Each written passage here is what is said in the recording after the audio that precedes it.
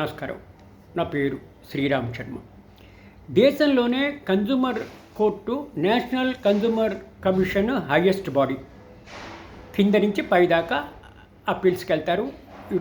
ఎట్లా సుప్రీంకోర్టు ఎంత హైయెస్ట్ బాడీయో ఇట్లా కన్జ్యూమర్ కోర్టులో కూడా నేషనల్ కన్జ్యూమర్ రిడ్రెసల్ కమిషనే అతి పెద్దది. నిన్న తాజాగా ఒక తీర్పు చెప్పారు.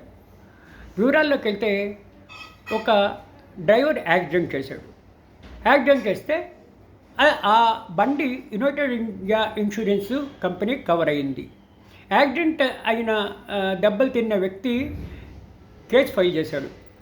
ఇతను డ్రైవ్ చేస్తున్న లోపం వల్ల నాకు దెబ్బలు తగిలాయి కాబట్టి నాకు ఇట్లా డబ్బులు కట్టియండి అంటే సదర్ ఇన్సూరెన్స్ కంపెనీ అన్నీ ఎంక్వైరీ చేసి యాక్సిడెంట్ చేసేటప్పుడు ఈ డ్రైవర్కి లైసెన్స్ లేదు కాబట్టి ఇన్సూరెన్స్ కవర్ కాదు అని చెప్పేసి రిఫ్యూజ్ చేస్తే అది నేషనల్ కన్జ్యూమర్ కమిషన్ దాకా వచ్చింది.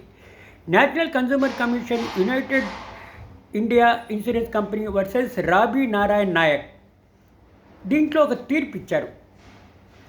ఏమనంటే కేవలము ఇన్సూరెన్సు కంపెనీ వాళ్ళు ఈ విధంగా డ్రైవింగ్ లైసెన్స్ లేదు యాక్సిడెంట్ చేసేటప్పుడు అని తప్పించుకోవడానికి వీలు లేదు అని చెప్పేసి consumer commission chairman doctor Indrajit Singh ఆదేశాలు ఇచ్చారు.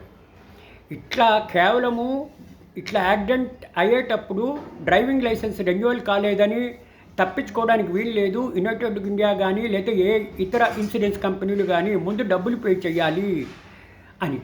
దీన్ని బట్టి మనకు తెలిసేది ఏంటి, ఏదైనా సరే యాక్సిడెంట్లో ఇన్వాల్వ్ అయిన డ్రైవర్కి లైసెన్స్ ఉందా లేదా అప్రస్తుతం ఫస్ట్ ఇన్సూరెన్స్ కంపెనీ డబ్బులు పే చేయాలి, తర్వాత వారి మీద ఎంక్వైరీ చేయాలి, వారి మీద యాక్షన్ తీసుకోవాలి.